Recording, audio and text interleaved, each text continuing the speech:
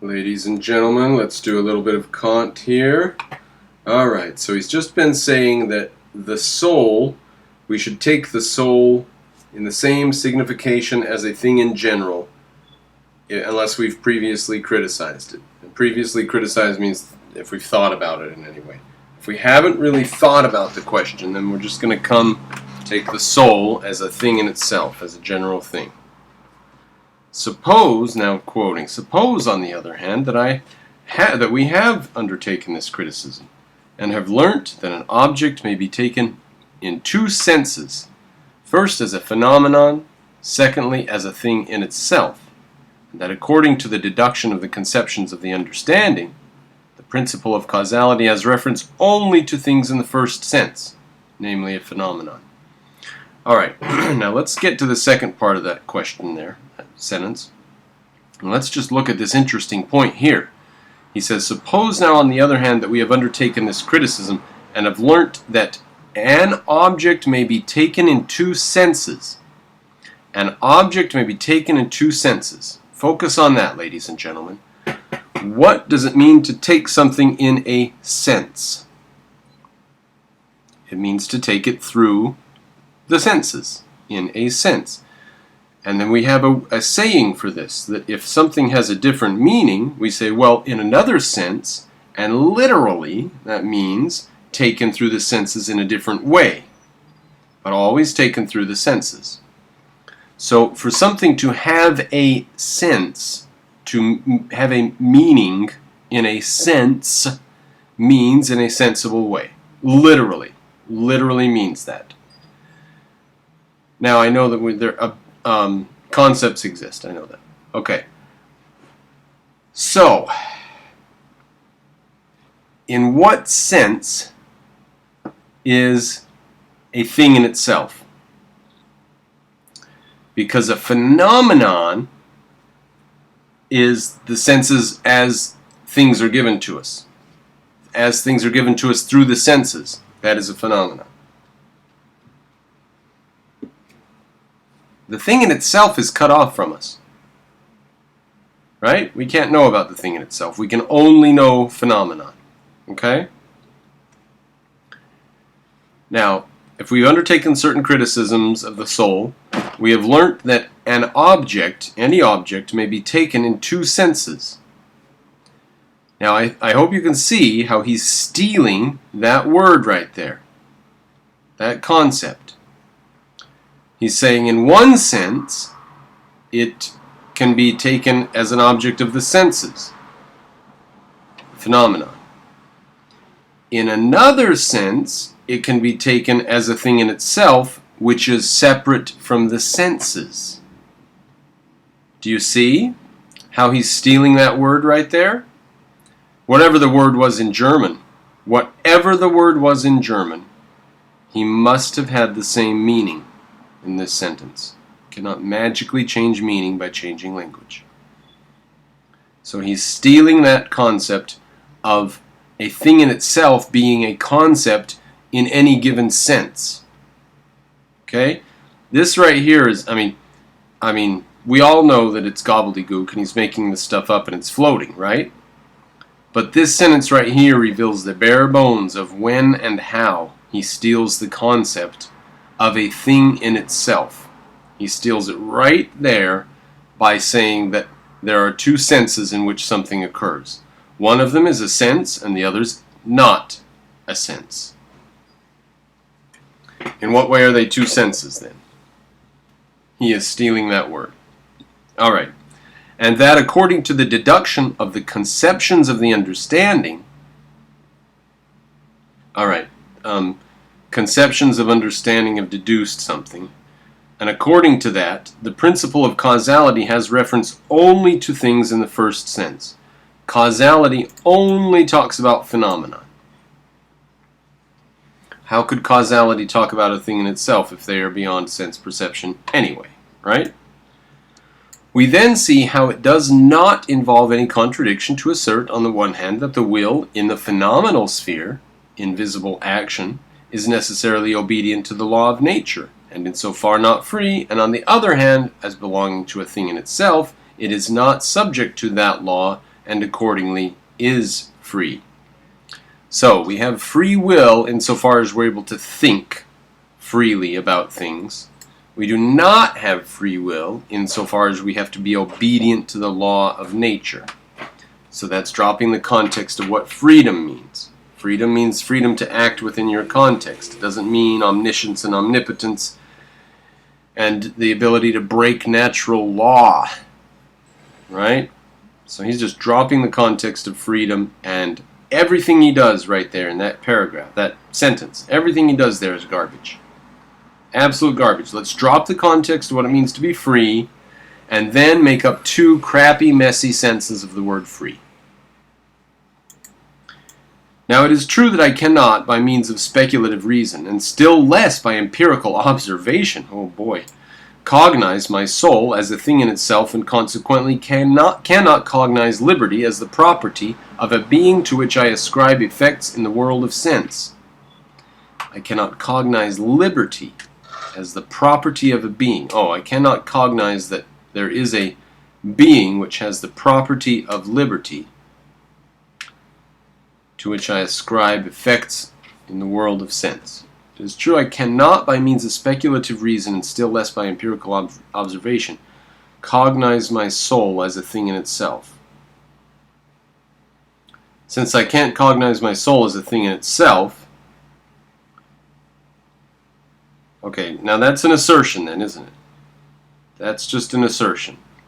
He's asserting that he cannot, by means of speculative reason, cognize his soul as a thing in itself. Now, excuse me. We can't cognize anything as a thing in itself, right? Things in themselves are not sensible. Things in themselves are nonsense. So what would you do to things in themselves?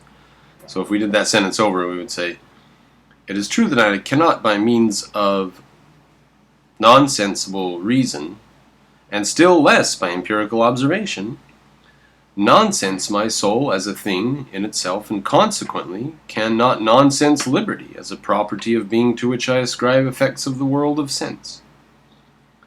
Alright? So that's a pretty crappy sentence when you put all of his meaning in there of nonsense. For to do so, I must cognize this being. Now he is talking about how to think about the soul. So of course this is going to be very junky thought because the soul doesn't exist. For to do so, I must cognize this being as existing, and yet not in time, which, since I cannot support my conception by any intuition, is impossible. At the same, now I don't know why he has to cognize the soul as being not in time, unless he's just taking for granted the idea that everyone took for granted because everybody was religious back then, that the soul is eternal. So, if that's all he's doing, fine. At the same time, while I cannot cognize, I can quite well think freedom, that is to say, my representation of it, involves at least no contradiction, if we bear in mind the critical distinction of the two modes of representation, the sensible and the intellectual, and the consequent limitation of the conceptions of the pure understanding and of the principles which flow from them. Suppose now that morality necessarily presupposed liberty. All right, let's digest, let's get down to suppose there with this one. At the same time, while I cannot cognize, I can quite well think freedom. That is to say, my representation of it involves at least no contradiction, if we bear in mind the critical distinction of the two modes of representation, the sensible and the intellectual. Right? There are two modes of representation. Now, interesting that he has that exact tiny thing true.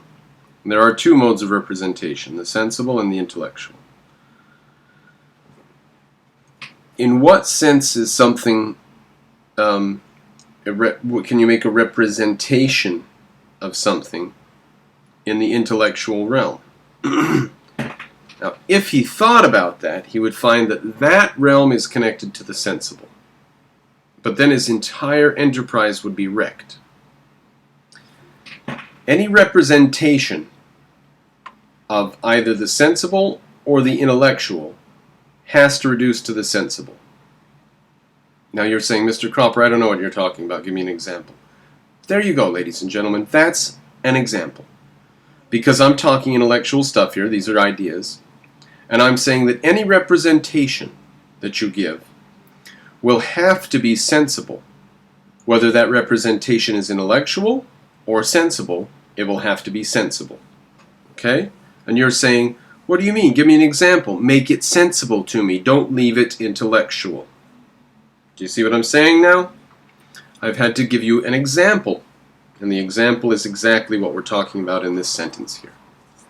Another thing would be when you say to somebody, I think that people deserve freedom and the government should supply freedom.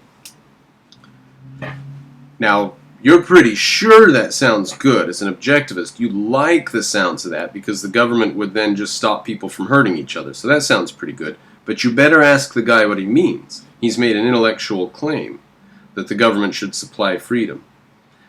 And so you are going to say to him, now make that sensible to me, please. Make your representation sensible. In other words, give me a concrete example in real life of what would that mean.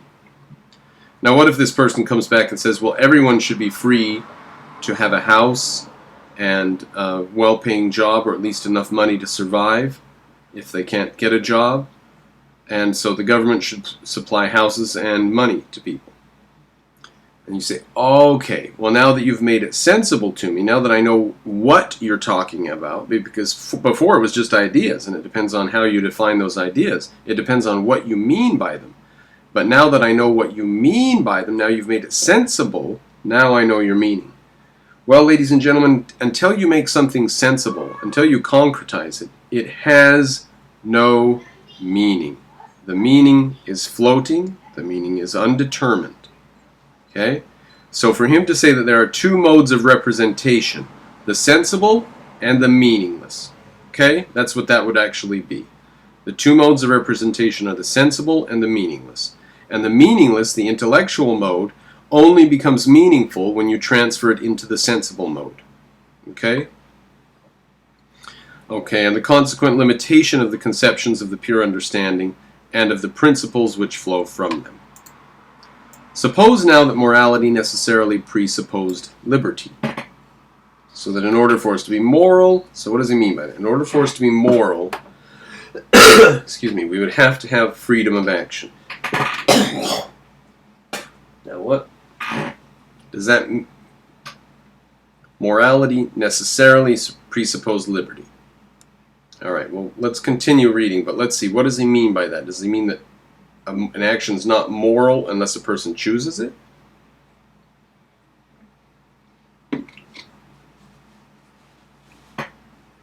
In the strictest sense, as a property of our will. Suppose now that morality necessarily presupposed liberty, in the strictest sense, as a property of our will. Okay, liberty of our will. The property of our will is liberty. Okay, so presupposed liberty, a very strict sense of liberty, belonging to our will. Suppose that reason contained certain practical, original principles a priori, before the senses come. Suppose that reason contained practical, original principles before the senses, which were absolutely impossible without this presupposition. Or the presupposition of liberty and our will. Okay?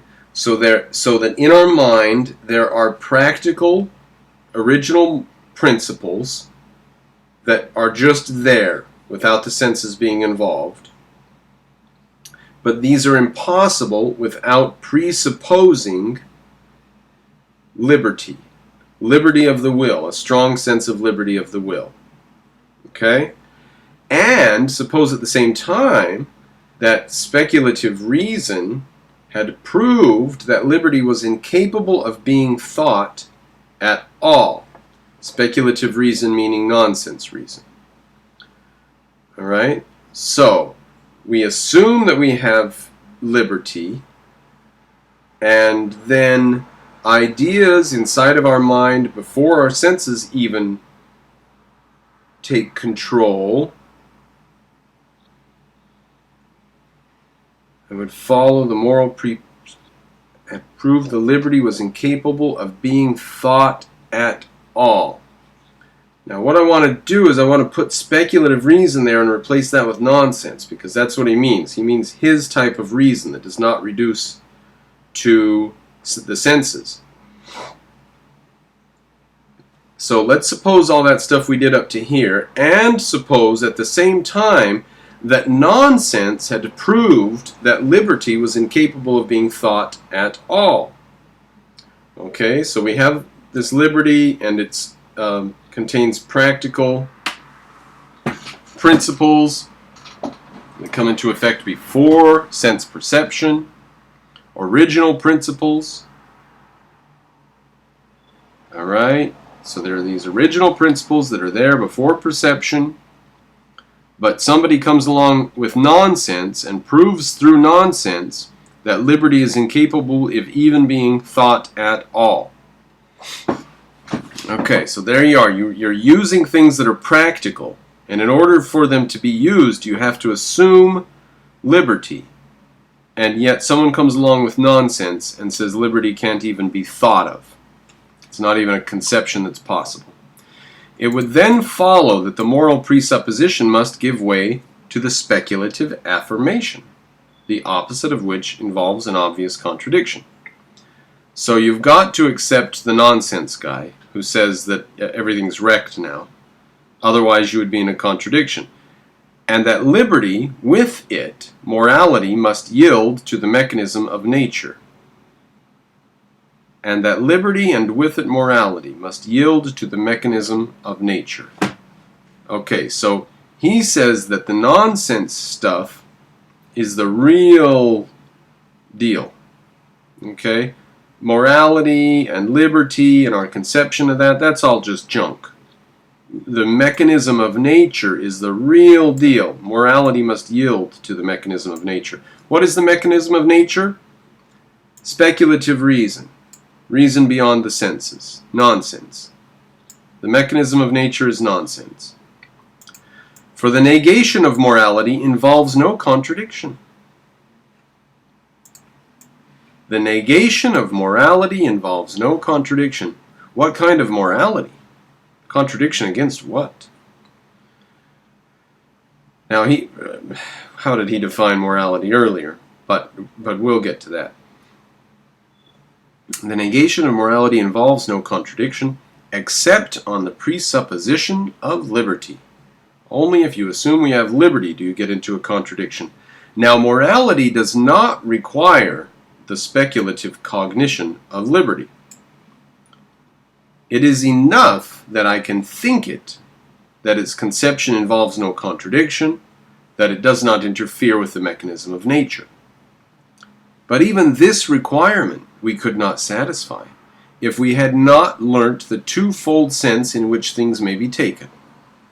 So all this depends on understanding that there's sensible ways and nonsense ways. And it is only in this way that the doctrine of morality and the doctrine of nature are confined within their proper limits. These are to be separated. The doctrine of morality is to be separated from the doctrine of nature and limited within their. For this result, then, we are indebted to a criticism which warns us of our unavoidable ignorance with regard to things in themselves, and establishes the necessary limitation of our theoretical cognition to mere phenomena.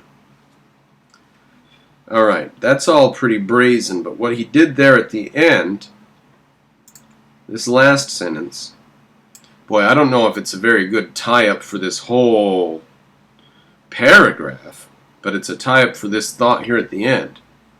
This result, then, for this result, then, we are indebted to a criticism which warns us of our unavoidable ignorance with regard to things in themselves. Somewhere some criticism's been made, and we're meant to know that we can't know things in themselves, and establishes the necessary limitation of our theoretical cognition to mere phenomena. Alright, so this criticism, whatever's happened above this result, limits our theoretical cognition to phenomena. So we cannot theorize about things in themselves. We can only theorize about phenomena. Now, once in a while I meet somebody who says, Kant didn't say no real world exists. Right there, ladies and gentlemen, it's right there in that sentence. We can't think about things in themselves. That's the real world. Okay? We can only think about. Our cognition is limited to phenomenon. Now, in what sense does that real world out there even exist if we can't even think about it? We have no access to it. We're cut off from it by our senses. In what sense can we even say it exists? If you say Kant didn't say it doesn't exist, okay, prove to me that it does exist through Kant's system. You can't. There's nothing out there. There's only the senses and the tissue of lies presented to us by our senses. Footnote, in order to cognize an object, I must be able to prove its possibility, either from its reality as attested by experience or a priori. Prove its possibility a priori by means of reason. What would that mean? That's so bizarre. Like, this is the analytic and synthetic dichotomy that we'll have to be talking about here. Ice floats. This is an analytic truth, right? We just the definition of ice being lighter than water. We know that ice floats. We don't even have to go in the world to check on it. Bachelors are not married. Okay, that's contained in the definition of the word bachelor. You don't have to go out in the world to find bachelors. Those are what was it? It's the synthetic dichotomy. Oh well, I'll have to. This video is getting long. I'll do that on the next. We're bumping into that material. The analytic synthetic dichotomy. All right. In order to cognize an object, I must be able to prove its possibility from its reality as attested by experience or a priori by means of reason. That's analytic. Synthetic is when you have to go to reality and synthesize. Not reality, your senses. Analytic is when you just analyze. But I can think what I please. You see, here, I knew we were going to bump into this stuff. I can think what I please, provided only I do not contradict myself. Well, what does it mean to contradict yourself? Right? A contradiction means you've reached a claim that two things are true. What does it mean for something to be true? It means for it to obtain in reality. So, if you're claiming that something is true and not true, and it either obtains or does not obtain in reality, then one of your claims is false. So that's what a contradiction is. A contradiction is to make at least one false claim. Now, if he says, I can think what I please, provided I do not contradict myself, he's not talking about checking with reality. He doesn't even know what a contradiction is then. He has no idea what a contradiction even is. So he thinks he can just sit and twirl little thoughts around in his head and just make sure he doesn't contradict himself. My point is you wouldn't know that you had contradicted yourself unless you were concretizing it, taking it back to reality.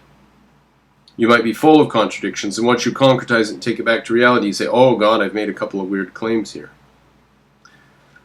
Okay, provided I do not contradict myself. That is, provided my conception is a possible thought. Now, what does possible mean? It means it could occur in reality, then. Though I may be unable to answer for the existence of a corresponding object in the sum of possibilities. So, he thinks that we can say something is a possible thought even though we can't point to an object in reality. Now, to some extent that's true, right? A green bicycle. Maybe there's none in my city or town or state, but I can think of one. But you can't think of a square, triangle, or dry water. Right? Now, those are the types of ideas he wants to play with here. But something more is required before I can attribute to such a conception objective validity, that is, real possibility. The other possibility being merely logical. So things could be real Things could be possible, really, really real, or they could just be logical. Right? Now, I went over that earlier when we were doing a sensible or the intellectual. And the intellectual is no good. It's floating and meaningless until you make it sensible. And so here we have a real possibility or a merely logical possibility. Well, you don't know if it's a logical possibility unless you trace it back to reality to find out whether there are contradictions.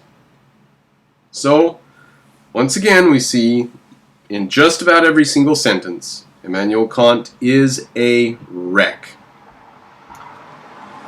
We are not, however, confined to theoretical sources of cognition for the means of satisfying this additional requirement, but may derive them from practical sources.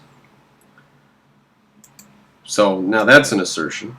We can get from practical sources.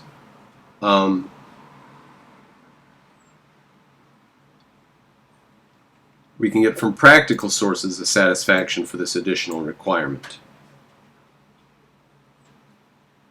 The something more that is required before I can attribute to such a conception objective validity. And he says that's okay. We can go get objective validity for this conception. We can do it by deriving it from practical sources. Now, why is that valid? I don't know. I thought that the practical was invalid. I thought we couldn't know anything about the real reality. So why would that be valid? I don't know. Alright, starting out next time I'll do maybe for this result down and recap that or something. And then we'll start here with the positive value of the critical principles of pure reason, or the positive value of nonsense, in relation to the conception of nonsense and the simple nature of the soul admits of similar exemplification, i.e. nonsense. But on this point I shall not dwell. So a bunch of nonsense, and a similar example of it. But I won't dwell on all that. Alright, ladies and gentlemen, if you appreciate what I do, please patronize me. Throw me a one-time contribution would be good, or sign up to be a monthly contributor. And make sure that I feel like I can justify the time I spend doing these videos.